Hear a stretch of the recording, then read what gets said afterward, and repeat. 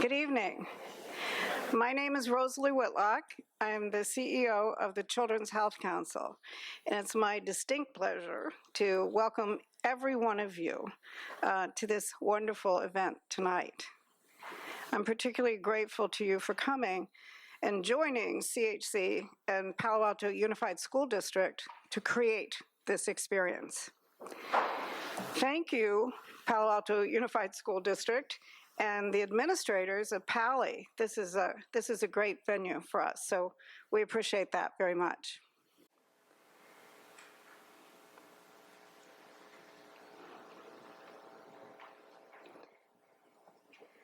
Most of you, or many of you, probably know that CHC and Palo Alto have been together for a very, very long time. CHC actually belongs to you, to the community of Palo Alto. It's really your organization. It was founded by Dr. Esther B. Clark, who is actually the very first lady pediatrician in all of Palo Alto. So that's a pretty remarkable thing to have gotten us on our way. For over 65 years, right here in Palo Alto, we've been delivering educational and mental health services for our kids. In recent years, we have opened a facility in Ravenswood and also in San Jose so that we could be closer to the families and the kids who really needed us. At CHC, we thoughtfully, personally, carefully provide services for children, teens, and young adults. Cindy, go ahead. Yeah, thank you. Who face challenges with learning, attention, ADHD, behavior, anxiety, depression, suicidality, and autism. And as most of you know, many times it's sort of a mixture of all of them. We actually have almost 200 staff members on the ground in Palo Alto, in Ravenswood, and in South San Jose, who are there just to make sure our kids, your kids, are safe. They have a place that their voice will be heard. They have someone to speak to, a special person in their lives. Thanks to the community support here, CHC has been able to offer and impact services for over 10,000 families every year, 10,000 families. We're kind of like Bruno Mars. You can count on us. You can count on us.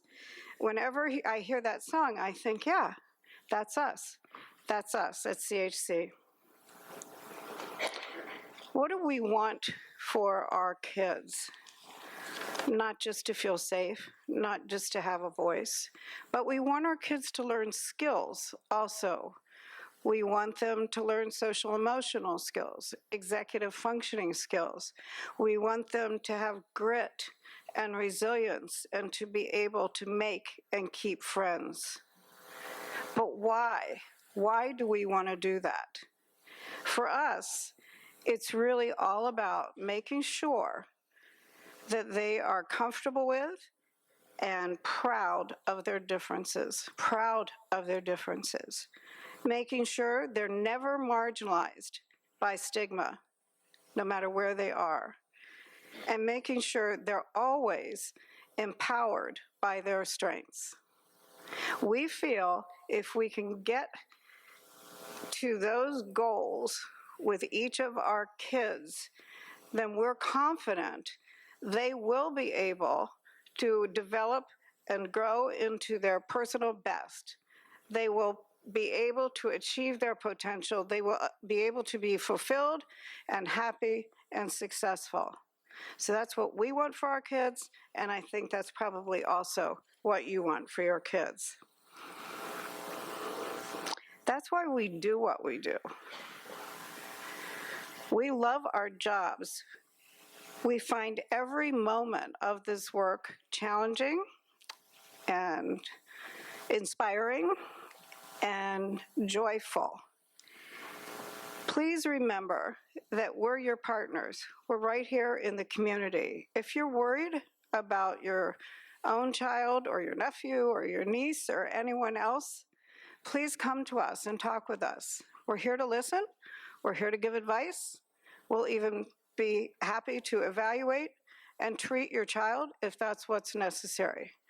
Remember, we've been in Palo Alto for 65 years, and we're not going anywhere. So please come see us.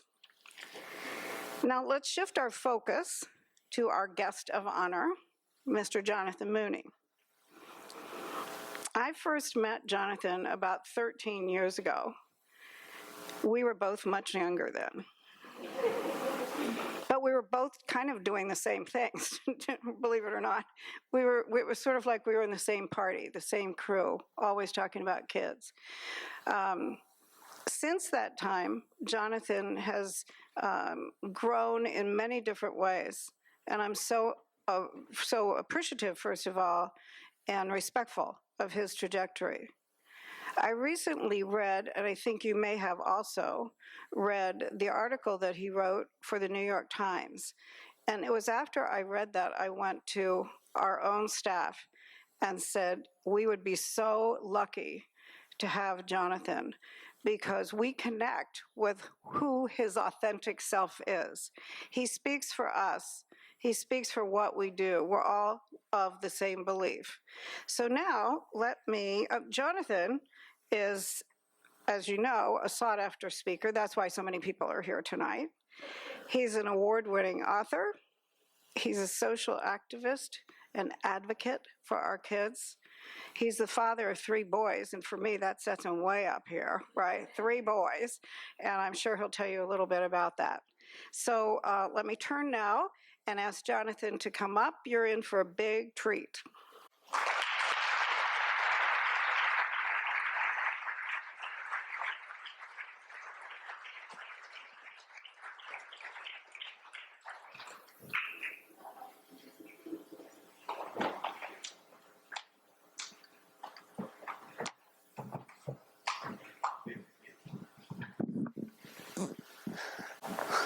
Well, hey, everybody. How you all doing?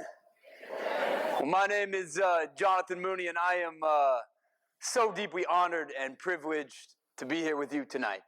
Now, before I do my thing, I have just a few pieces of housekeeping, if you will, bear with me. First and foremost, got to be real with y'all. I don't sit still very well. And I know that I am not alone in that either.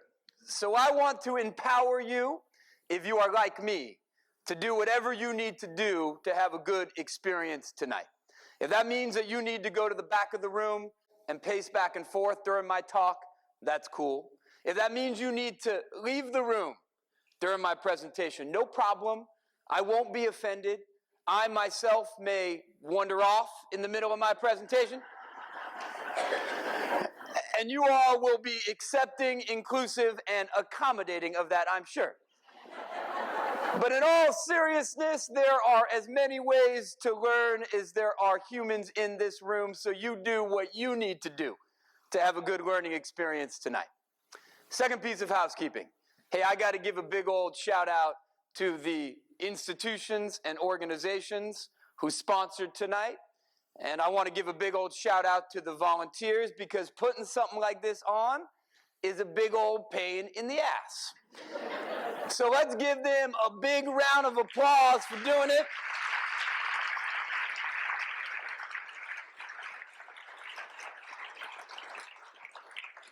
And in all seriousness, I do want to thank CHC, Palo Alto Unified, and all of the volunteers because building a more inclusive world is the social justice issue of the 21st century, and these folks are the front lines of making sure that we have schools that don't just work for some kids, but schools who work for all kids. So thank you very much for the opportunity to be here.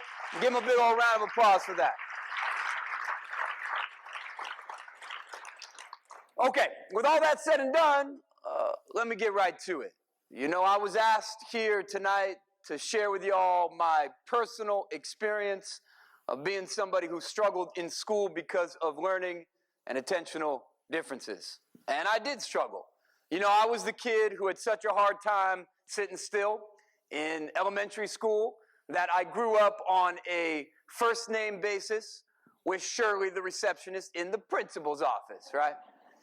I was the kid in middle school who had such a hard time keeping his mouth shut that I grew up on a first name basis with Shirley, the receptionist, in the principal's office, right?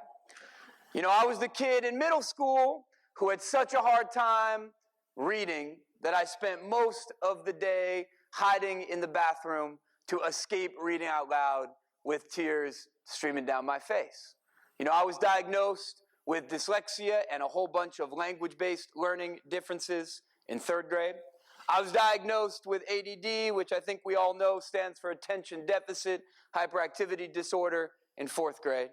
And I dropped out of school for about a year in 6th grade. That year when I left school, I struggled with anxiety, I struggled with depression, I had a plan for suicide. I spent about a year after I left school in and out of a variety of different educational settings. I went to alternative schools for a minute, I went to special education specific programs for a second, and then if I'm honest with y'all, I went to no school. I was at home trying to rebuild a sense of self, a sense of value, a sense of efficacy as a learner. So you all can imagine by the time I got back into traditional school, there were a lot of low expectations that surrounded me. Low expectations that too often surround folks who learn and live differently. You know, I heard it all. I was told by my dad that I'd most likely be a high school dropout. I was told by a counselor that I'd most likely end up unemployed. And I was told by a teacher my senior year in high school that I'd most likely end up in jail or incarcerated. So I was asked here tonight to talk about how I transcended those low expectations, how I beat those odds, because it goes without saying that none of those very hopeful prophecies came to pass for me in my life or in my education. You know, opposed to being a high school dropout, as my dad said, I became a college graduate. I graduated from Brown University with an honors degree in, of all things, English literature, all right?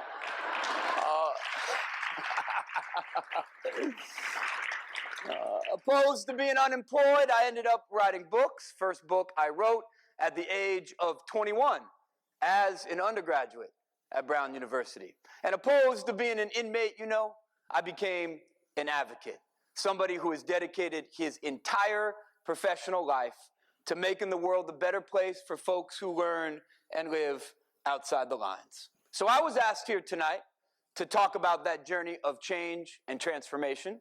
I was asked here this evening to answer a very valid question, a question that may be in your mind that I'm often asked when people hear about that journey of change and transformation.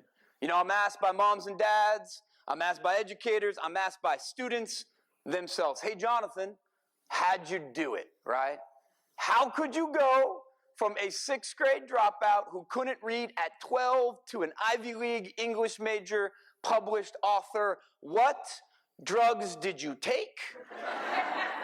And where can I buy some, right?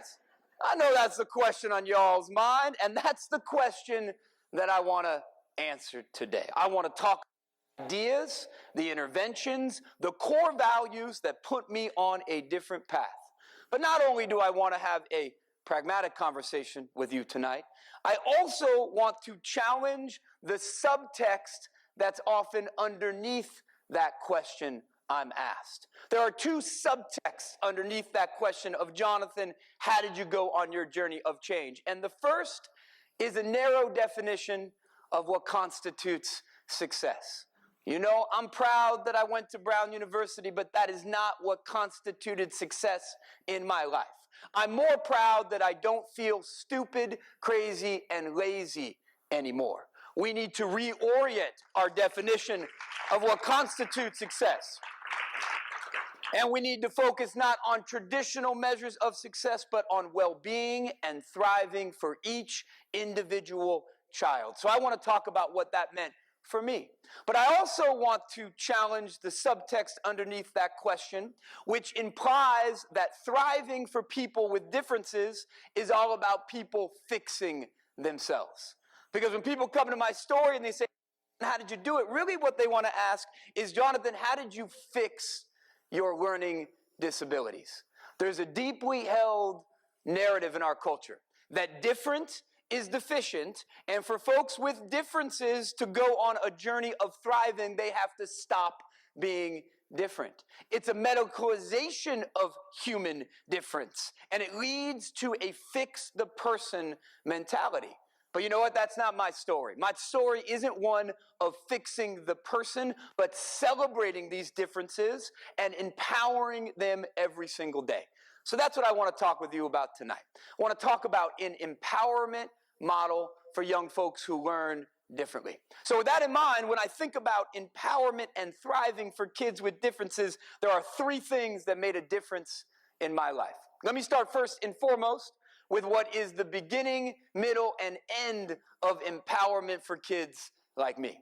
You know, empowerment can only happen when we redefine and reframe who or what we call the problem. You know, for most of human history, we have said normal is good and right, and different is deficient and wrong. And we've put the problem in the person. You know, I know that very personally. I remember when I was first diagnosed with dyslexia and ADD, and the school psychologist called me and my mom into her office to give us the results. And the moment me and my mom walked into that office, it was obvious that everybody in that room thought we were getting terrible, tragic news. You know, the lights were down low. There was soft jazz music playing in the background. There was a box of tissues on the table. All the mirrors were covered because we were there to sit Shiva for the death of my normality, you know? We think of it as a problem in the person, a medical diagnosis that should be mourned, opposed to a difference recognized that should be celebrated. And reframing what we call the problem matters, because the problem wasn't in me or with my differences. The problem was in the way the differences were treated in an environment built for the myth that we should all be the same. Let me use my life experience as a way to illuminate that paradigm shift. Let's start with this thing that we call ADD, right? You know, hang out with the language, attention deficit, hyperactivity disorder. Read the diagnostic statistical manual. Go to every lecture by Russell Barkley, and it implies that I have a deficient or broken brain. But you know what? This thing that has been called a deficiency is a difference in the truest sense of the word in my life. A difference with challenges and a difference with strengths and gifts. Hey, I'm not naive about the challenges that come with having my brain. You know, I struggle with executive functioning. I struggle with organization. I have explored the feasibility of stapling my car keys to my forehead, okay? I got that. Those are real neurobiologically based challenges. But do you know what goes hand in hand with those very real neurobiologically based challenges? A whole bunch of very real neurobiologically based strengths, gifts, and talents that we don't talk enough about. You know, I came across a research study recently that showed that people with atypical attention spans are better problem solvers than the general population. Came across a research study that showed that EMTs, emergency medical professionals, firemen and women, paramedics with ADD are better at their job than so-called normal EMTs. That makes sense, doesn't it? I mean, Your house is on fire, you want that dude to have ADD, right? I mean, forget paying attention. Come get my cat, you know? So it's a difference with strengths and weaknesses, gifts and deficits, all rolled up together. It is not, however, my problem. My problem is the school desk. How in God's name could a school desk be a kid's problem? Well, let me immerse you into my relationship with the school desk, and it is a fraught relationship, right? You know, for some kids, school desk, not a big deal. It's a benign piece of school furniture. For me, the school desk might as well be a form of enhanced interrogation that would make Dick Cheney proud, okay? This is my experience at the school desk. You know, first grade, second grade, 12th grade, tonight, if I was in the front row, I see that desk, I see that chair, and before I even sit in it, my hands start to sweat. My face gets all red because I know after 5 seconds at the desk, the foot's gonna start bouncing. 10 seconds at the desk, both feet start bouncing. 15 seconds at the desk, oh, I'm gonna bust out the drums. 15 minutes at the desk, it is all over. I'm the kid trying to take his leg and put it behind his neck, all right? And that young person is shamed for that behavior because we have a set of institutional and cultural norms that conflates being the good kid with being the compliant kid. And if you're not the compliant kid that raises their hand and sits still and keeps their mouth shut, something is wrong with you. You know, I got that message at home. I grew up in a good old school Irish Catholic household. So every night at the dinner table with my dad, it was, Jonathan, stop it, stop it, stop it. What's wrong with you? From my father. And I got the same message in some of my classrooms. Not all of my classrooms, don't get me wrong, but some of them. I'll never forget, I had a teacher in second grade named Mrs. C. I've had many, many gifted, brilliant teachers in my life who I will celebrate tonight.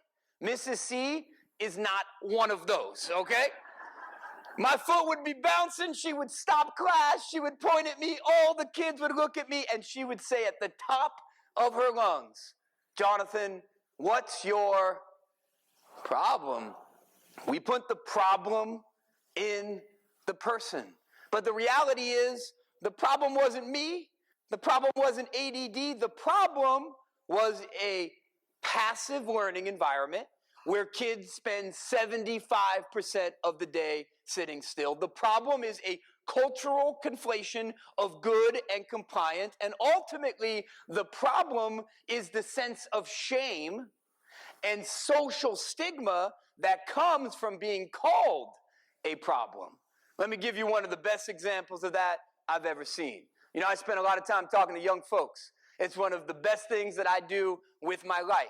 And back in the day, I gave a talk to third graders in Green Bay, Wisconsin. And I walked in to give my presentation, and from the front of the room, I could see in the back of the room a set of boxes made out of bookshelves about 3 feet tall. So they had taken these bookshelves, they made a box about this big. And in one of the boxes, I could see a head bouncing up and down.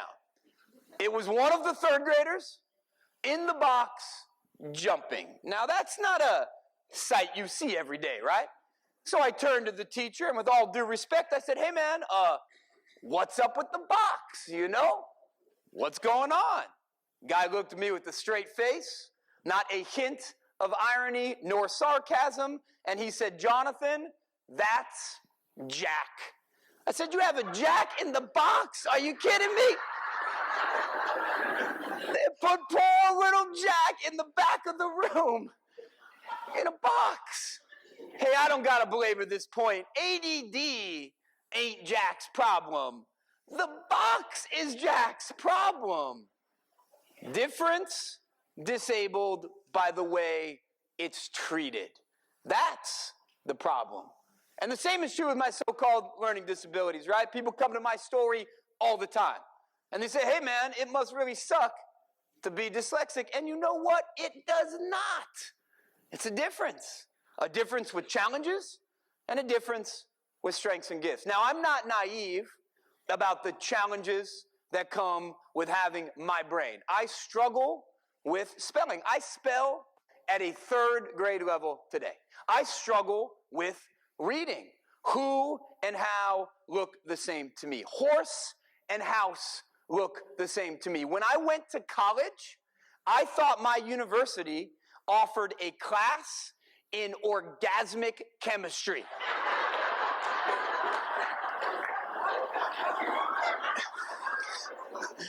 Imagine my disappointment on the first day of that class. So, hey, I got it, you know.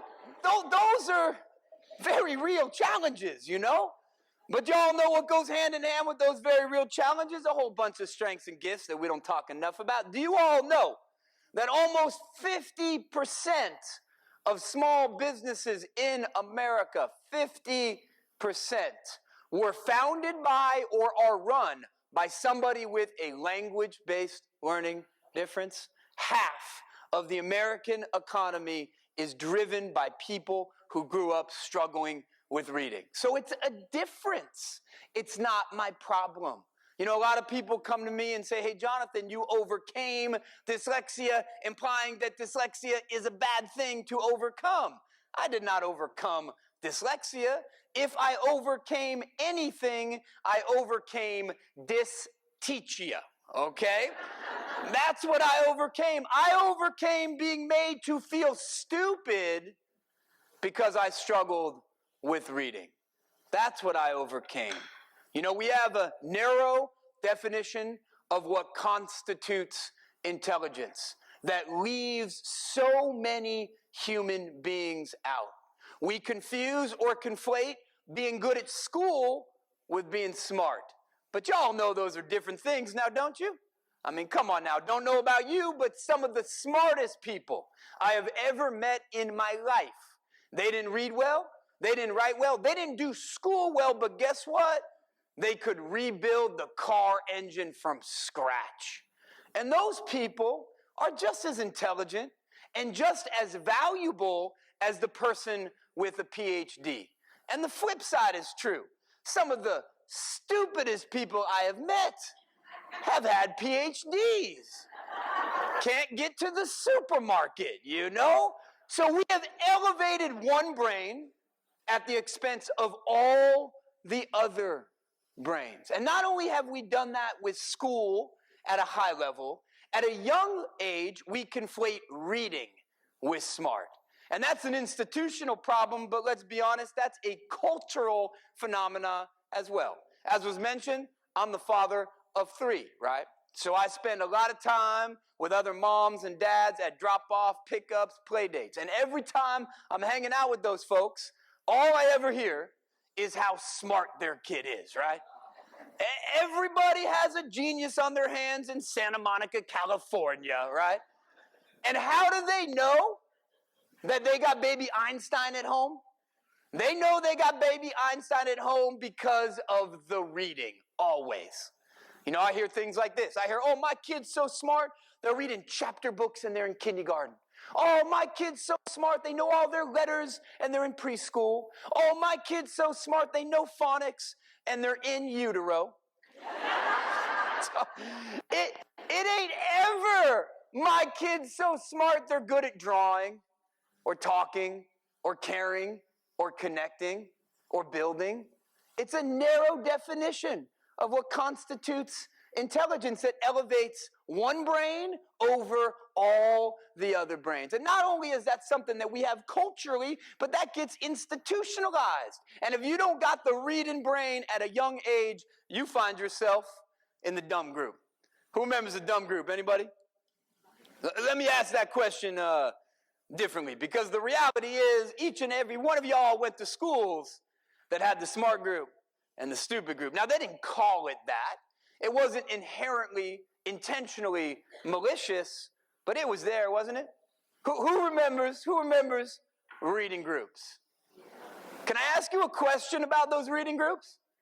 Was it ever hard to tell which reading group was the smart group and which reading group was the dumb group? It wasn't hard to tell, right? You had the blackbirds over here. You have the bluebirds over here. And then over in the annexed trailer building, you got the sparrows, you know? Come on now, we ain't fooling anybody. Let me put it this way. When I was growing up, everybody knew that my group was the dumb group because my group was a bird that did not fly, okay? It was an ostrich and it ran quickly. And I was chilling out with C-Spot Run all day long, and everybody knew that the condors were the smart group because the condors were reading War and Peace, okay? And the worst thing about it is not only did I know I was in the dumb group, but who else knew I was in the dumb group? Everybody else knew I was in the dumb group. Some of the worst memories of my life were going over to the other side of the room to pick up my little book. And let's be honest, C-Spot Run, not a bad book, right? Nice narrative structure, nice minimalist line work, but you don't want to be caught dead with Spot when you are 14 years old now, do you? Spot's going in the shirt, Spot's going in the backpack, because as I walk by all the other kids, I hear Jonathan, go back to your stupid reading group.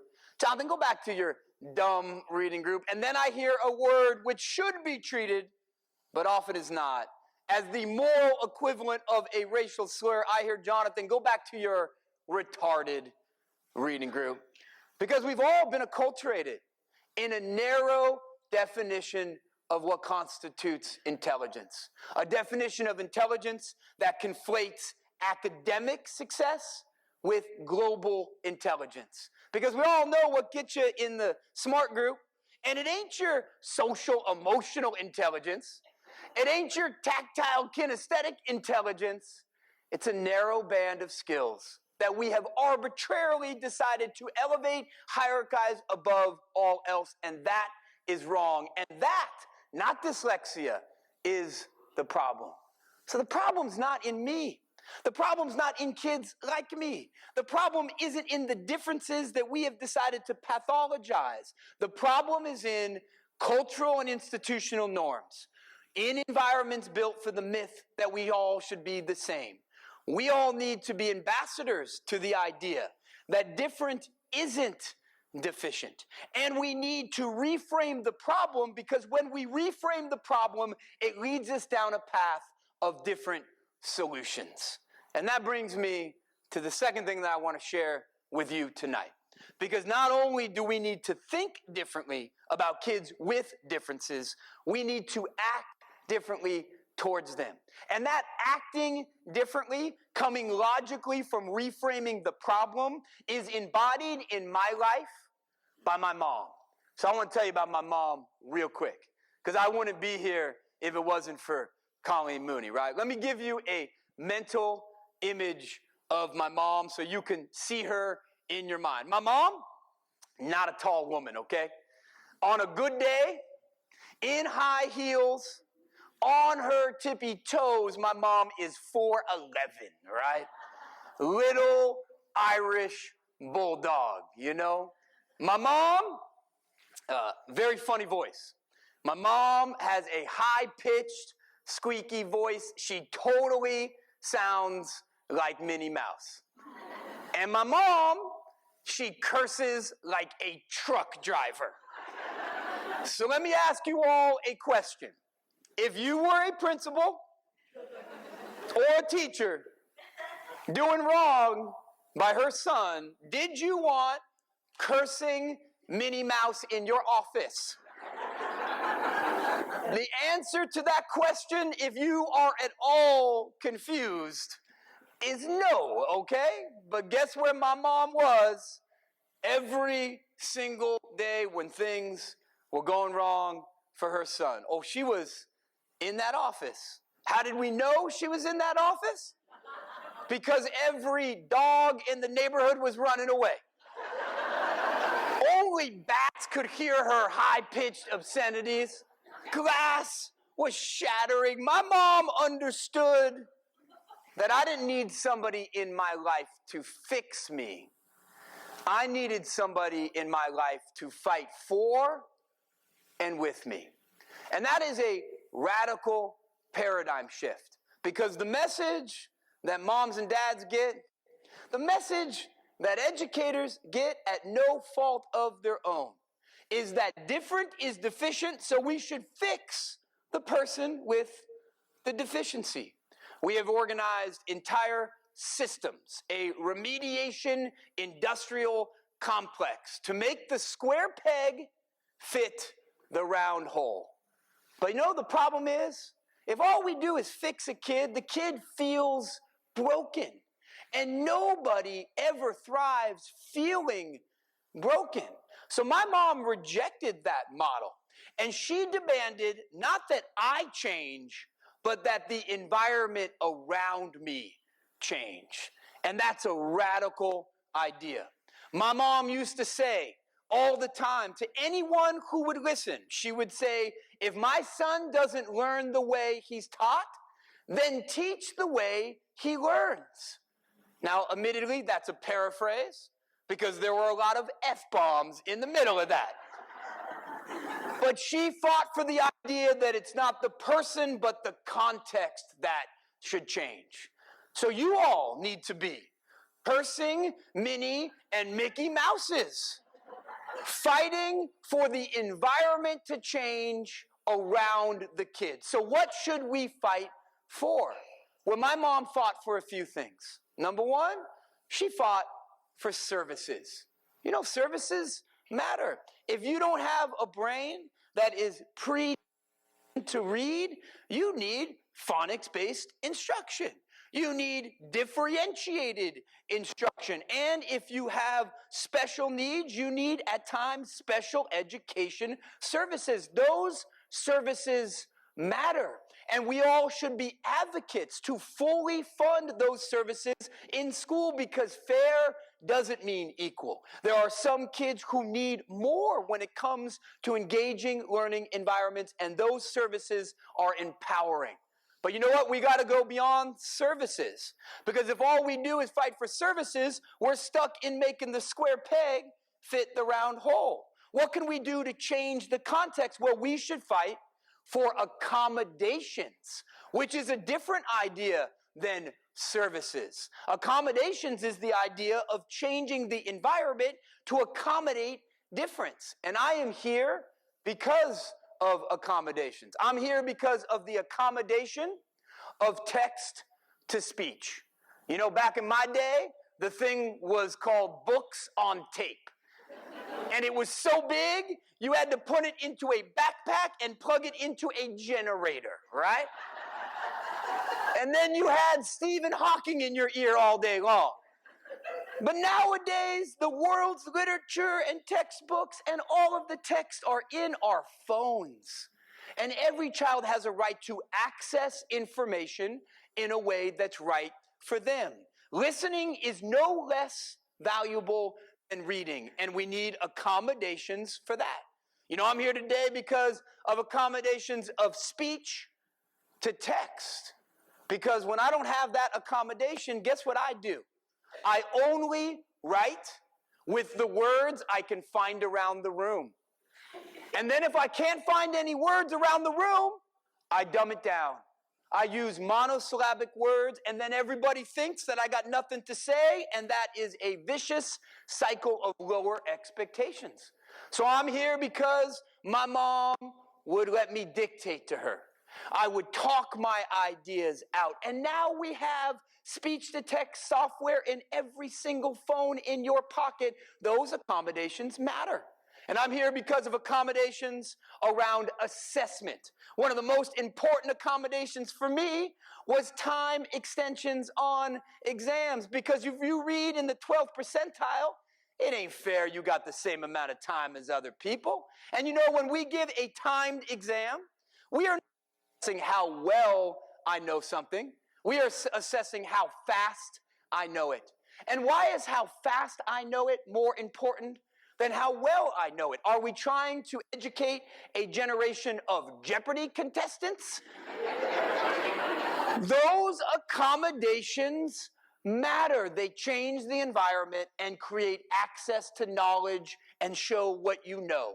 Fight for those. But I got to be real with you, we got to go beyond fighting for accommodations, because accommodation has a little bit of a negative connotation to it, doesn't it? You know, it's kind of like that word tolerance. You know, we tolerate something we're not all that excited about. Let me put it this way. When my mother-in-law comes to town, I don't celebrate her visit. I accommodate her visit, right? So we need to go beyond accommodations, and we need to fight for universal design of learning environments. The idea that we have an ethical obligation to not build our classrooms, communities, places of work around the myth of normal, but build them around the reality of human difference, to make sure that they are accessible to the continuum of human differences that we know are paradoxically normal. And that's where true transformation comes from. Let me give you one of the best examples of that transformation that I have seen. You know, there is a movement out there right now of private sector employers, many in the technology space, who have a commitment to hiring people who experience autism or Asperger's. This is not a charity, it's a business. It's a business that sees value where other people see pathology, and that makes a lot of sense, doesn't it? Don't know about you, but folks on the spectrum, they have strengths, gifts, and talents that I don't have. They're often good systems thinkers. They're often good problem solvers, and let's be honest, they're often more productive employees because they don't waste a lot of time on chit-chat, right? Let's get to work and do some programming, you know? So I was intrigued by this movement of people who saw value where everyone else sees problems. And so I went to visit one of these employers a long time ago. And I wanted to find out, did they change the person or change the environment? And the moment I got on that corporate campus, it was obvious that they had a deep commitment to changing the environment. You know, the lights were turned down low. Why does that matter? Well, guess what? A lot of the behavior problems we associate with neurodiversity come from overstimulation, lighting being one of those. It was a place of active working. You could stand, you could sit, you could pace, you do what you need to do to thrive in that work culture. It was a place of intrinsic motivation. You could choose your projects because we know the neurodiverse are intrinsically motivated and thrive when choice is central to their day. It was a place that changed the environment, not the person, and in doing so, changed those people's lives. So at the end of my time there, they were generous enough to host a little cocktail reception for me. And I have to tell you, if you haven't been to a cocktail party with 500 computer programmers with autism or Asperger's, you haven't lived, right? You got yourself a new item for your bucket list, you know? It was so much fun, and about halfway through my time at this reception, I decided to sit down with a group of people who work there and listen to their stories and learn from their reality. And I joined this table, and the moment I joined the table, it was apparent to me that they had just been talking about me. You know, y'all have been there, you can tell when somebody's talking about you. So I turned to one of the guys, I'm like, hey man, what were y'all talking about? And he said, nothing. Then I know they're talking about me. So I said, hey, I'm here to learn from you. I value your perception, your perspective. I have something to learn. What were we all talking about? Well, he looked at me, he looked at his buddies, he looked back at me, and he said, well, we think you're weird. And you know what? In their normal, I was. Normal is not a fact in the world that we discover like it's oxygen.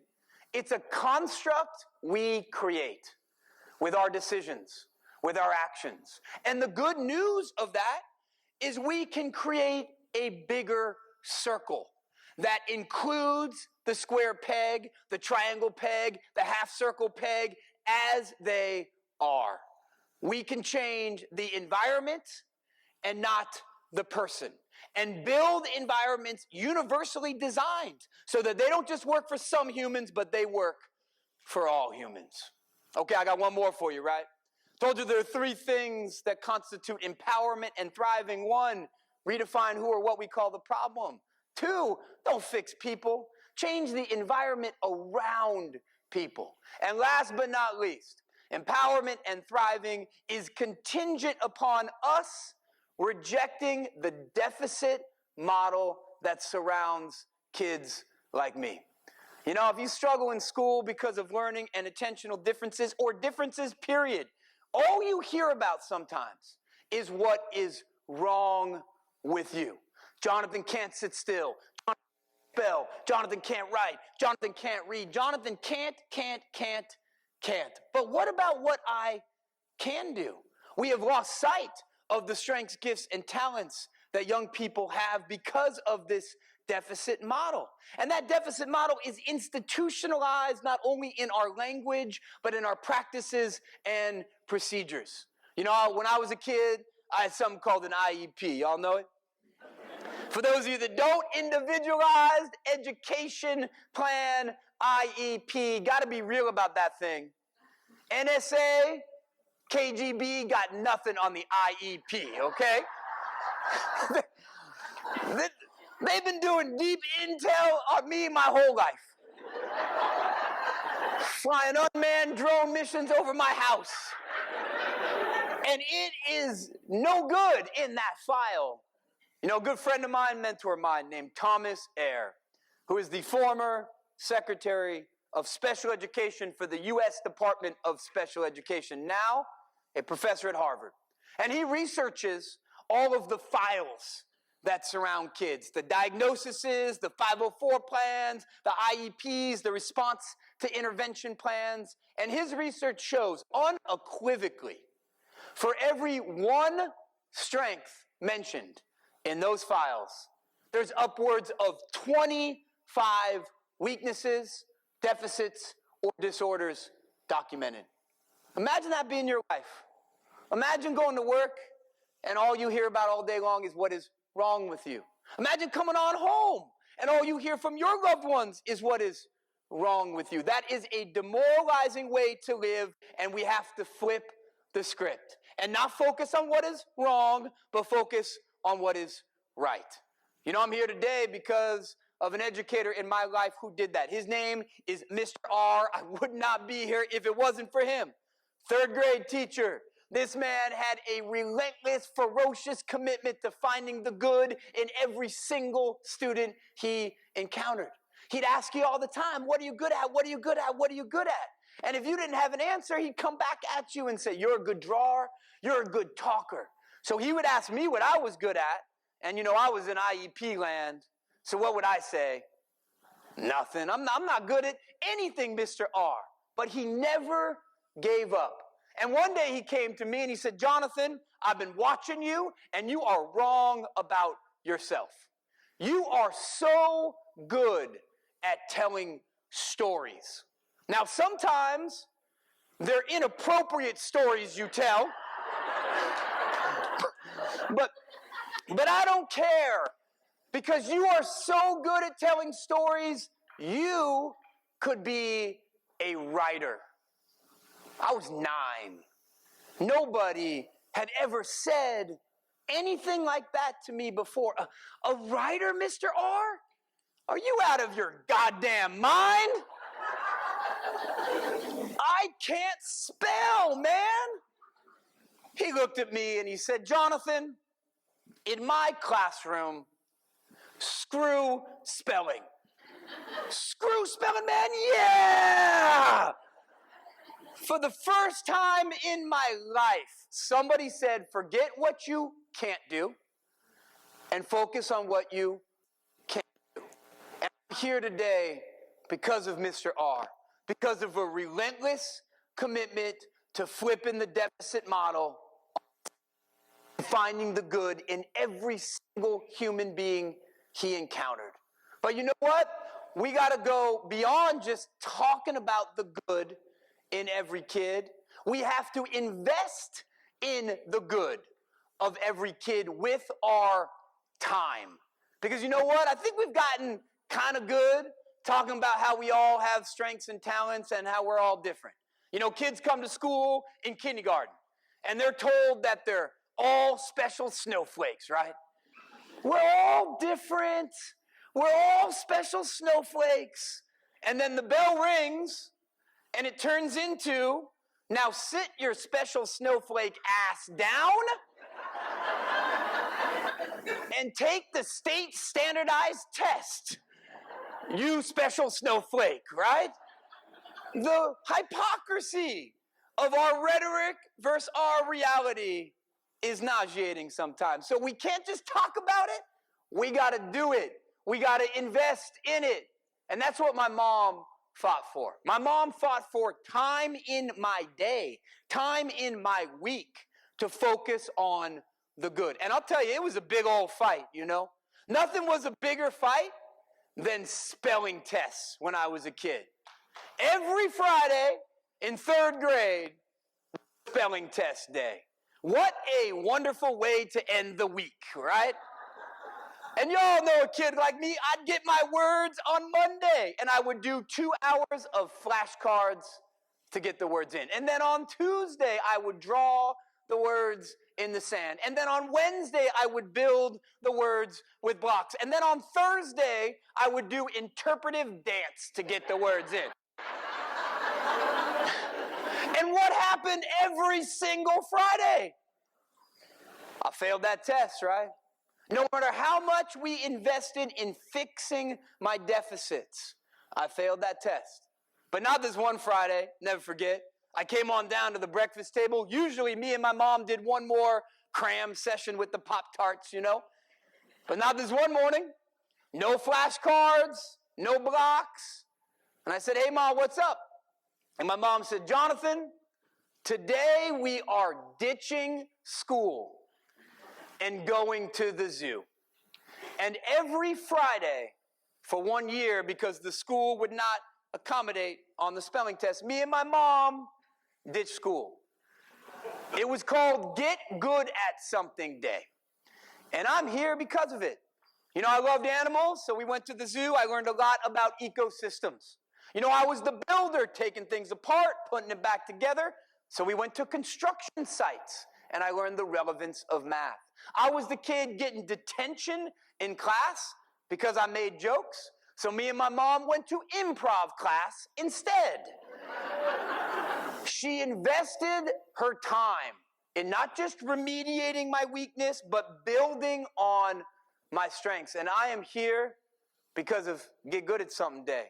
You know, a long time ago, the USA Today asked me, when they did an article about my first book, to give them an inspiring quote for the young people of America about how I made it to Brown University.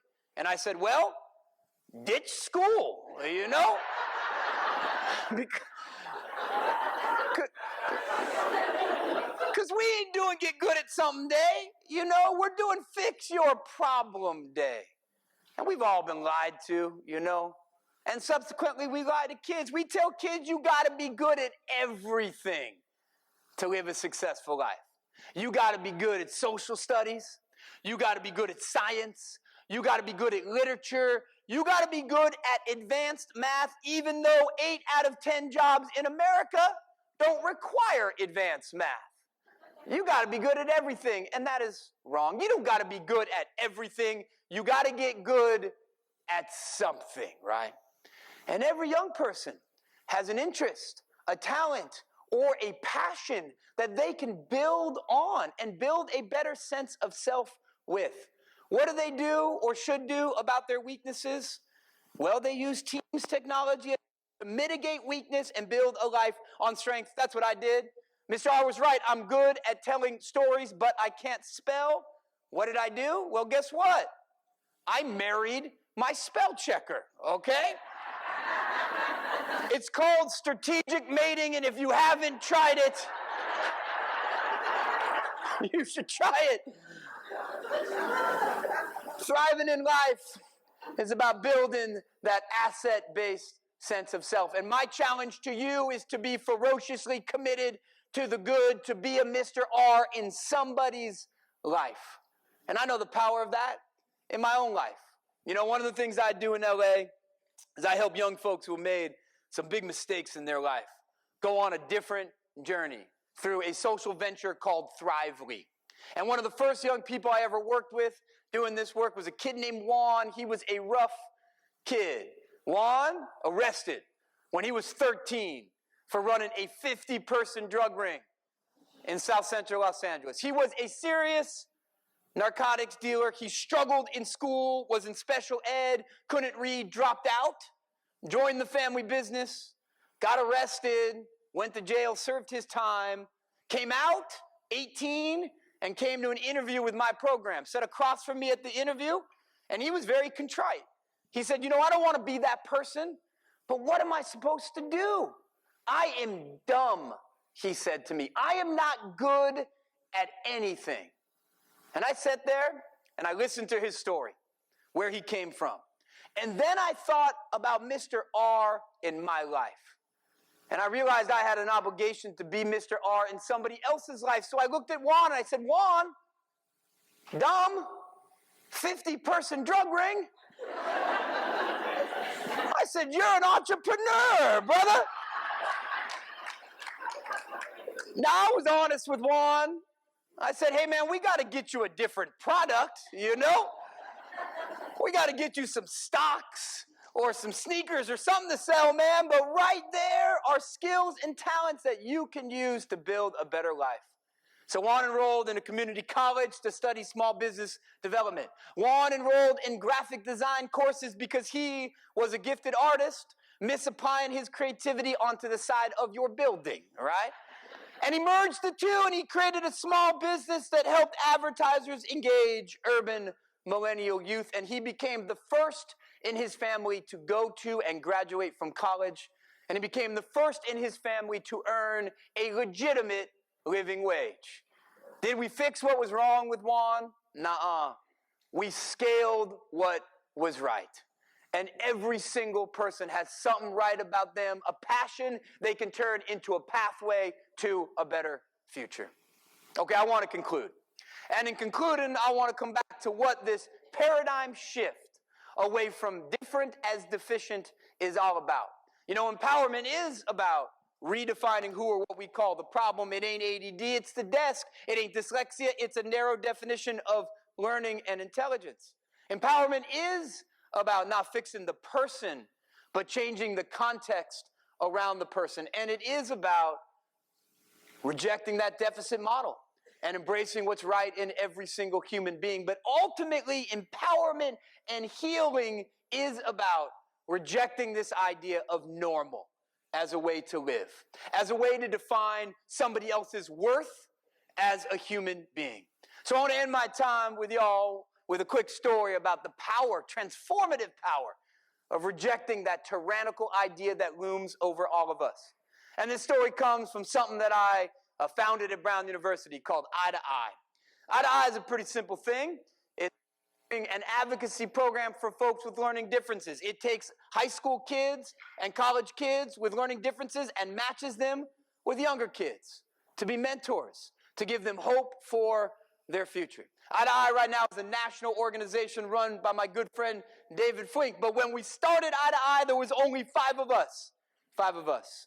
Not 5 chapters, not 5 states, 5 Brown University students with learning and attentional differences, and 5 third graders with learning and attentional differences in a special ed room on the south side of Providence. And I'll be real with y'all, it was a fake it till you make it kind of moment, right?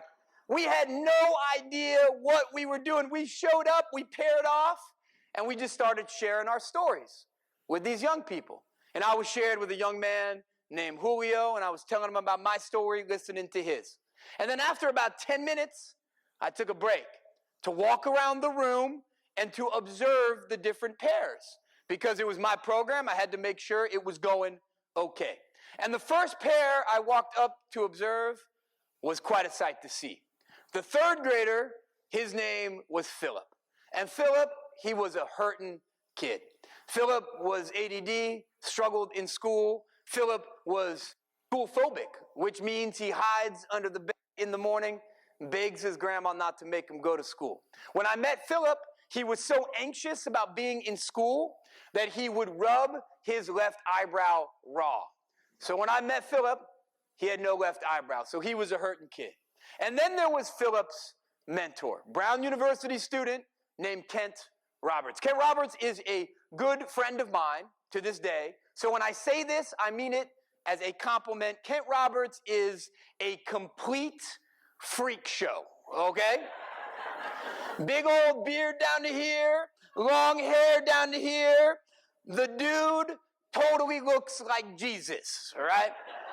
I mean, get him some Birkenstocks and a staff, and you got JC in the flesh, okay? So we got, Jesus-looking Kent, and we got no eyebrow Philip. They are a motley crew, And I walk up to observe, and the moment I get within 5 feet of Kent and Philip, I hear Kent screaming at the top of his lungs at Philip. And Philip is 9 years old, and Kent is screaming, Philip, if you learn one thing in eye to eye, you have to learn that normal people suck, Philip. They suck.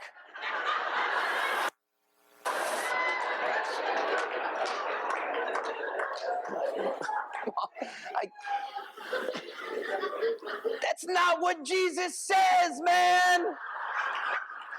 I mean, come on now. I'm in a public elementary school. I think the cops are coming next. So I go home that night, and I call Kent Roberts on the phone, and I yell at him. I am furious because I think he has ruined this thing that I wanted to do when I graduated, because there is absolutely no federal funding for an organization whose mission is to curse at children, all right? So I get Ken on the phone, and I yell at him for about 15 minutes. Why did you say that? How could you say that? What were you thinking saying that? And he didn't say a word until the very end of the call. All he said was, it's true, and he hung up.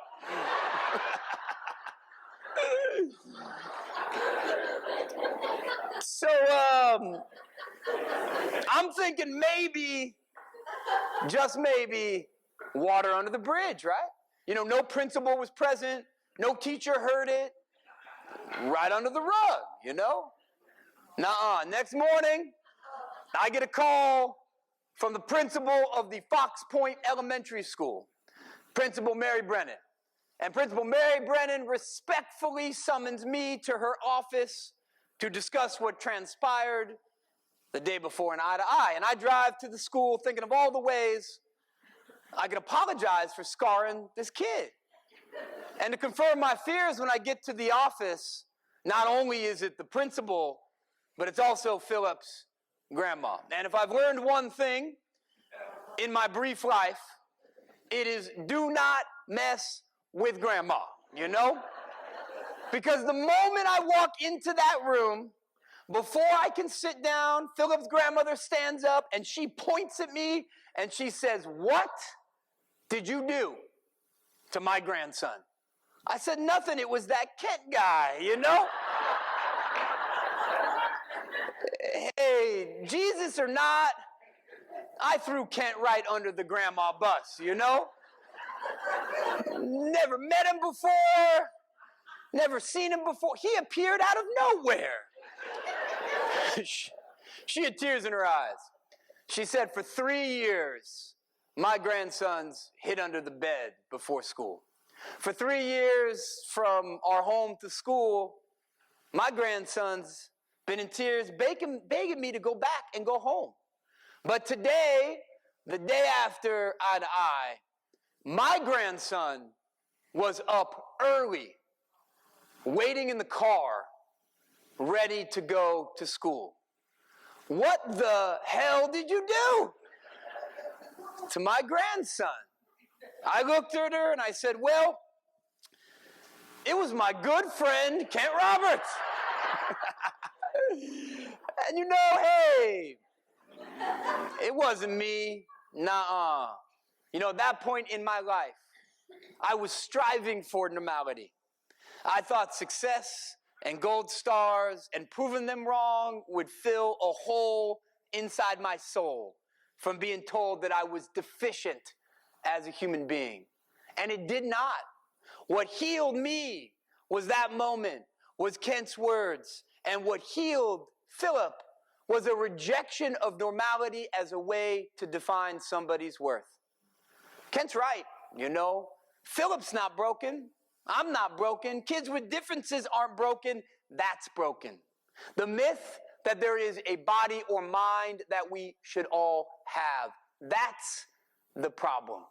And you know, that word normal did not enter the English language until the 1860s. It emerged within a cultural context of industrialization and standardization when there was a cultural imperative to make us more alike than to celebrate what makes us more different. And its time is up. It has to go as a way to judge other human beings. Because the reality is, the only normal people are people you don't know very well. Because the moment you get to know another human being, the moment that you see that human being for who they are, not who you think they should be, it is their differences that constitute their humanity. So we are a part of a movement here, empowering young folks who live and learn differently, of course. We are a part of a movement here that celebrates the power of different and the strengths and talents that come not despite the differences, but because of the differences. But more importantly, we are a part of a movement that is fighting every single day for every single human being's right to be different. Okay, thank you all so very much for listening to me talk. So appreciate it. Hey, before everyone goes, real quick, thank you so much for being here. I'm going to hang out up front until the last person with a question, their question is answered, or until they kick us out. But if you can't stay, let me tell you how to continue the dialogue. 2 ways. 1, come find me on all the social madness stuff, you know. It's all the same thing. Instagram, Twitter, all that. It's the Jonathan Mooney. The Jonathan Mooney. Always posting pictures of me at the beach, just living the dream, you know. Reinforcing the idea of normal on everybody, right? That's not what I'm doing. I'm always sharing research that I think is cool, places I'll be speaking, other people I'm inspired by, so check it out. And more importantly, if you have a question, come hit me an email. It's my name. It's Jonathan Mooney, same spelling as you see up there, one word, lowercase, Jonathan Mooney @me.com, okay? So come say hi on social media, come give me an email, and I'll be hanging out right up front here. There you go. Sorry about that. Thank you. Thank you so much, Jonathan.